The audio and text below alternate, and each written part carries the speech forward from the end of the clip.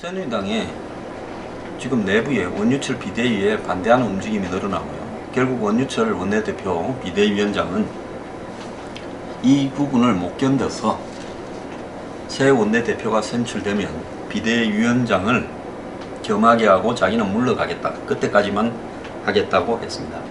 어젯밤에는 비박계가 새신 정풍운동을 벌인다면서 연판장을 돌리면서 원유철 물러가라고 했습니다. 원유철 원내대표 말도 좀 웃긴데요. 자초한 배에서 선장이 필요해서 키를 잡고 있다. 아니, 자초한 배는 선장이 필요 없죠. 자초하기 전에 선장이 필요하지. 자초해버리고 나면 구조선이 올 때까지만 기다리면 됩니다. 그래서 원유철 원내대표는 자초한 배의 선장이 구체적으로 될 필요가 없는 사람입니다. 자, 이 부분과 관련해서요. 결국 원유철 원내대표는 물러나는 것은 시간 문제입니다. 자, 그런데 여기서 새신 정풍 이야기하고 정두원 의원은 한 번 간신은 영원한 간신이라고 이야기도 했습니다. 자, 한 번 간신, 즉 한 번 간신질을 한 원유철 대표는 영원한 간신이기 때문에 믿을 수 없다고 이야기하는데요. 지금 유승민은 중신이고 그럼 원유철은 간신입니까? 유승민은 막말을 하자면 국회법 개정을 통해서 한마디로 대통령의 권한을 통제하려고 나섰다가 거부권에 휘말려서 원내대표에서 쫓겨난, 한마디로 반정을 깨하다가 실패한 회장이지 않습니까? 그렇지 않습니까? 자, 말로 누가 개혁 보수 못합니까? 유승민 원내대표가 말로 개혁 보수 이야기를 합니다. 그 사람이 개혁 보수를 실천하기 위해서 법을 만들고 나아가서 하나씩 자신의 신념에 따라서 그것을 옮기기 위해서 구체적으로 노력한 것이 뭔지 묻고 싶고요. 한마디로 그분은 금수저를 물고 나와서 자기의 자녀에게도 금수저를 물리주고자 한 그냥 패션 우파, 전형적인 패션 우파 중에 한 명일 뿐입니다. 지금 새누리당에 그런 사람들 많지 않습니까? 남경필 지사. 다 그렇죠. 말로는 항상 개혁 보수하고 과거에 이 김종인 씨 불러다가 강연 듣고 경제민주화 이야기를 하다가 세상이 좀 어려우면 또 목을 싹 감추고 그런 말을 땄습니다. 경제민주화를 시종일관 주장해서 관철시킨 게 있습니까? 없지 않습니까? 대선 이후에 경제민주화 정책이 폐기될 때 폐기해서는 안 된다고 목을 내고 싸운 일이 있습니까? 없습니다. 자신이 필요할 때만 이야기를 했죠. 자, 이 정두원 의원을 이야기하자면요. 정두원 의원은 이명박 정권 때 한때 초반에는 최고 신세였습니다. 그때 본인은 이명박 대통령을 위한 간신이었을 수도 있습니다. 그렇지 않습니까? 본인은 이상덕 의원과 싸우다가 팽당했고 그것 때문에 잠깐 깜빵에도 갔다가 나중에 무죄가 되었지만은 고생을 해서 충신처럼 생각할지 모르겠는데요. 그것은 많은 사람이 봤을 때 친이 내부에서의 권력 투쟁에 불과했습니다. 새누리당에는 전 의원들이 친박 아니면 비박이고 정풍이나 새신을 이야기만 할 만한 자격이 있는 의원은 단 한 명도 없다고 보고 있습니다. 양쪽에 다 줄 서 있는데요. 지금 TV 나와서 이야기하는 새누리당의 의원이나 당선자나 낙선자를 보면 어느 편인지 왜 저 말을 하는지 다 뻔한 소리를 합니다. 그야말로 저 의원은 소신이 있어서 국민을 위해서 저런 말을 한다고 보여지는 사람은 단 한 명도 없습니다. 결국 새누리당의 스스로에게 맡겨서 혁신과 개혁이 될 거라고는 전혀 보지 않습니다. 저 당이 조금이라도 정신이 있다면 한마디로 외부에 비대위원장을 카리스마가 있는 사람을 선임해서 자신들에게 전혀 휘둘리지 않고 소신대로 몇 달을 당의 틀을 잡아놓고 가도록 해야 되는 겁니다. 어제 어떤 평론가는 저하고 토론을 하다가 시간이 없으니까, 아니 뭔 시간이 없습니까? 당은 당규에서 무슨 비대위원장은 최고위원회에서 임명해야 된다. 그래서 원유철이 됐다고요? 아니, 최고위원회에 권한이 없으면요 중앙위원회, 전국위원회에서 위임하는 모양을 갖출 수 있죠. 그런 기술적인 문제를 가지고 이런 비상 상황에서 핑계거리를 삼는다면 저 당은 미래가 없는, 한마디로 끝까지 꼼수나 부리는 당으로 문을 닫아야 될 걸로 봅니다. 지금 기술적인 문제를 논할 때입니까?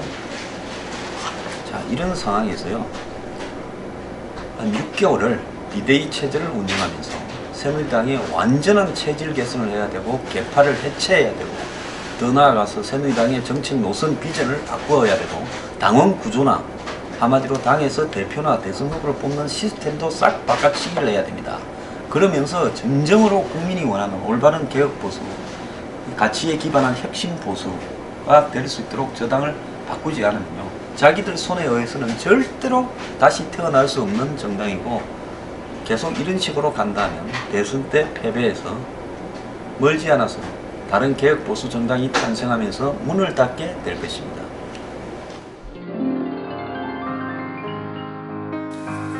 뉴스 브리핑은 인터넷 방송을 통하여 한국 사회의 변화와 개혁, 사회 정의, 부패 척결을 추구하기 위한 국민 운동으로서 하고 있습니다.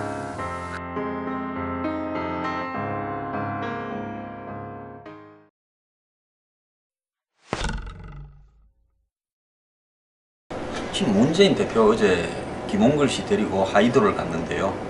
DJ와 노무현의 척자들이 한마디로 DJ와 노무현의 정책을 계승하겠다, 이런 이야기를 하고 싶은지 모르겠는데요. DJ와 노무현, 이 두 사람 사이에 지금 두 분 다 돌아가셨으니까 아름답게 사이좋은 사이처럼 위장을 하고 포장을 하지만, 이 두 사람은요, 솔직히 말하면 서로가 믿지를 못한 관계가 되어버렸습니다. 한때 DJ 대통령은 노무현 대통령을 선택해서 대선 후보로 만들어주고 밀었지만은 결국은 노무현 정권이 들어서서 대북 특검 송금을 하고 DJ 정책을 부인해버리고 그 다음에 동교동이나 호남 의원들을 깜빵으로 보내거나 정치를 그만두게 했습니다. 그래서 그 과정에서 박지원, 건노가, 김민석 등 숱한 사람들이 이 깜빵신을 가는 그런 불행을 맞게 하지 않았습니까?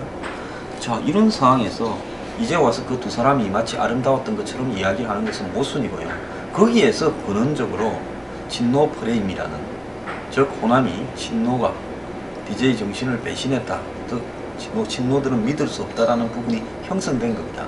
이런 부분들을 친노들은 문재인 전 대표에게 낙인 찍은 일종의 허위에 기반한 낙인 찍기다, 이렇게 이야기하는데요.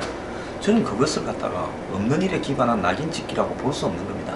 문재인 개인이 이 친노로의 중심에 서서 한마디로 호남을 홀대하고, 그리고 더 나아가서 DJ 정신을 부인하고 동교동 정치인을 청소했다, 그 주역이었다라고는 말할 수는 없지만 노무현 정권 때 민정수석에다가 비서실장에다가 핵심에 있었던 것은 분명한 사실이고, 그냥 핵심이 아니라 이 호남이 가장 싫어하는 이 부산, 즉 영남 부산의 노무현을 대변하는 입장에 서 있어서 우리는 호남 정권이 아니다라고 노무현 정부에서 이야기하는 그 근원의 핵심 중에 한 명이었다, 이렇게 하고, 그럼에도 불구하고 2012년에 밀었는데 2012년에 총선 과정이나 또 작년에 이 당대표 경선 과정에서 역시 어쩔 수 없다라는 면모, 친노의 패권 장악 면모를 보여줬고, 그 과정에서 비대위를 거쳐서 친노로 다시 권력이 돌아가는 과정에서 총선을 앞두고 이 권력을 장악하는 그런 야욕을 드러냈다는 측면에서 믿을 수 없다라는 부분이, 이번에 호남에 가서 무릎을 꿇었고 호남이 지지를 철회한다면 대선 후보를 사퇴하고 정계 은퇴를 하겠다고 했음에도 없어지지 않고 있다는 겁니다. 자, 그런데 국민이 새누리당이 더 미워서 정권을 견제한다고 더민주를 의외로 호남에서는 새누리당과 비슷한 성적을 거두게 했는데 뭐 2석이나 3석이나 그러지 않습니까? 그런데 전국에서 제1당을 만들어줘 버렸습니다. 자, 문재인 대표가 제1당이 될 줄 알았더라면 호남에 가서 그런 말을 절대로 안 했겠죠. 그리고 부산에 출마를 했겠죠. 그랬으면 아마 부산에서도 18석 중에서 9석 이상을 얻어서 부산에서도 1당이 되었을 수 있다고 봅니다. 사람이 내일 일이 어떻게 되어갈지 몰라서 항상 실수를 하는 거 아니겠습니까? 이번에 김한길 의원을 두고 이번 총선에서 보인 행동을 매우 우습게 생각하는 사람들이 많이 있습니다. 그것도 내일 일이 어떻게 될지 몰라서 벌어졌던 문제 아니겠습니까? 자, 그래서 문재인 대표요, 뭐 하이도를 가고 뭐 저거 하루 잤다고 합니다. 자, 그런데요, 그런 것은 국민들이 봤을 때 국민들 수준을 낮추어 보는 행태로 보입니다. 문재인 대표는 하이도를 갈 것이 아니라 오늘 서울에서요 기자회견을 해서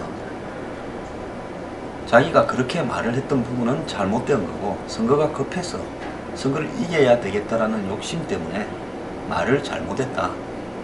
그런데 아직도 여전히 많은 국민들이 자기를 대선 후보 1위를 밀어주고 있으니까 제가 했던 말을 번복한다. 그럼 국민 앞에 사과를 하겠다. 앞으로 이런 일이 없도록 하겠다. 용서해 달라. 이렇게 하고요. 호남이 지지를 철회하면 대선에 안 나가겠다 말하는데 대해서도 사과를 해야 됩니다. 그것은요 비호남의 자신의 지지자들을 우습게 하는 한마디로 낮추어 보는 발언을 한 거 아닙니까? 그래서 비호남에 대한 상처를 입힌 데 대해서도 사과를 한다고 하고 그래도 대선은 가겠다. 정계은퇴는 하지 않겠다. 용서해 달라고. 그게 떳떳하지 않습니까? 뭐 정계은퇴 번복한 사람 많고요. 그런데 자꾸 저렇게 변두리로 돌면서 저렇게 해가지고 뭐 자신에 대한 여론을 돌리려고 하는 부분은 저는 옳지 않다고 봅니다. 적어도 문재인 전 대표는 노무현 전 대통령이나 뭐 DJ 이런 노예한 분들과는 다르게 좀 순진한 측면도 있다고 국민들이 바라보고 있는 거 아니겠습니까? 실제 그런지 모르겠지만요. 그렇다면 당당하게 그렇게 이야기하는 게 맞죠. 자, 안철수 국민의당이 둘러싸서 지금 이 더민주와 새누리당 사이에 캐스팅 보트를 던지겠다. 그러면서 국민의당에는 박지원 의원 등이 더민주가 국회의장을 맡고 한마디로 국회 부의장 한 자리는 새누리와 국민의당이 하는 게 맞다. 이래 이야기를 합니다. 지금 새누리는요 국회의장 마음 비워야 된다고 보고요. 상임위원장도 마음을 비워야 된다고 봅니다. 7명 입당시켜서 129석을 만든다고 뭐가 달라지겠습니까? 지금 거기에도요 윤상현은 안 된다, 유승민은 안 된다 시끄럽습니다. 둘 다 웃기는 소리지요. 둘 다요 한 1년쯤은 밖에 있어야 된다고 저는 봅니다. 나머지 사람들은 원 구성하고 넣고요 국회의장은 깨끗이 포기하는 게 좋다고 봅니다. 정의화 국회의장이 있어서 여당이 유리했습니까? 새누리당이 도움이 됐습니까? 야당 편이나 실컷 들었지 않습니까? 근데 뭔 국회의장 자리에 그렇게 집착을 합니까? 그리고요 국민이 그냥 한석 차이로 이 당을 만드는 부분도 운명이다 생각을 하고 받아들여야 된다고 봅니다. 그러면 국민들이 정신을 조금 차렸구나 생각을 할 수도 있어요. 그거 뭘라고요? 입당을 한다 어쩐다 합니까? 그 다음에 이 안철수 국민의당이 이 더민주하고 새누리당 사이에서 왔다 갔다 하면서 이해를 취해야 된다. 새누리당 안에서도 국민의당을 파트너로 삼아야 된다. 웃기는 소리입니다. 국민의당의 대주주가 누굽니까? 국민의당의 대주주 호남입니다. 안철수는 호남이 지지를 철회하면 대통령도 못 되고요. 그 당에 있는 호남 출신 의원 23명이 지역구 의원이 탈당해버려서 자기들끼리 교섭단체를 꾸릴 수도 있습니다. 안철수 개보요? 안철수 의원이 정치 얼마나 했다고? 얼마나 정치적 리더십이 있다고 안철수 의원을 따라서 생가사를 같이 하겠습니까?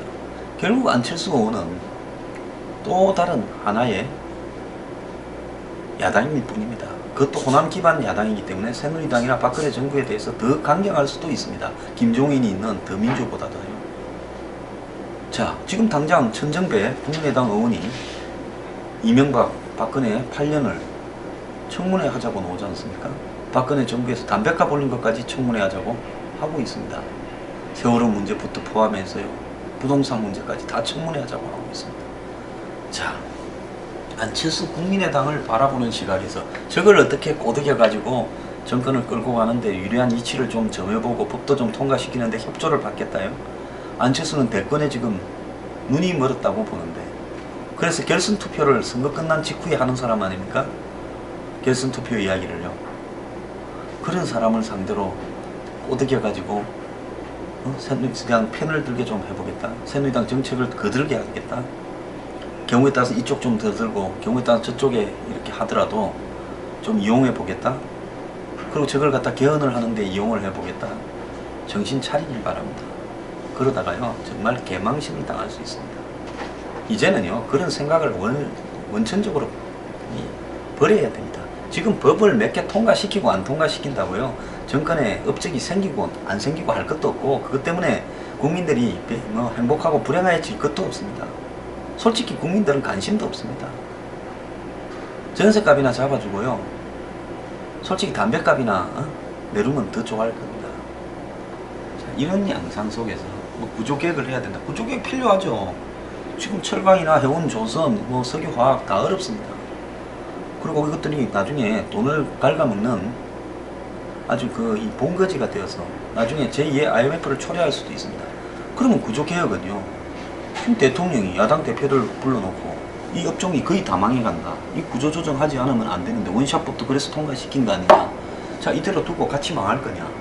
자 이 속에서요, 정세균 의원이 옳은 이야기를 했더만요, 뭐 여야 합쳐서 이 경제를 갖다가 개혁하기 위한 특위를 만들자. 저는 정세균 의원이 옳은 말을 했다고 봅니다.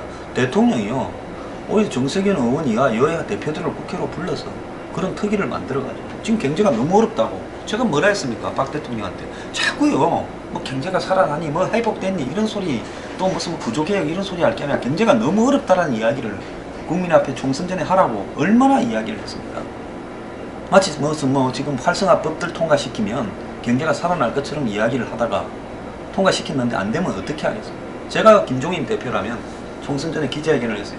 당신이 대통령이 이야기하는 거 다 통과시켜 줄 거니까 뭐 1년 안에 안 살아나면 대통령이 책임져라 했겠습니다. 그렇게 해서 살아날 경제가 아니지 않습니까? 다만 살아나는 것은 고사고 왕창 무너져 버릴 수가 있는 것이 지금 구조개혁 문제이기 때문에, 구조조정 문제이기 때문에 이 문제에서는 대통령이 두 개의 야당 대표와 야당 중진들을 청와대로 불러서 공동으로 이런 특위를 만들어서 사심없이 이 문제에 한번 매달려 보자. 어떻게 수습하는 것이 좋을 것인지 그 방안을 합의해서 국회에서 처리를 하자. 그러면 행정부는 그걸 받겠다라고 선제 제안하는 거예요. 이런 데서요, 소수 여당의 정부에서 대통령이 해야 될 일이 아닌가 생각합니다.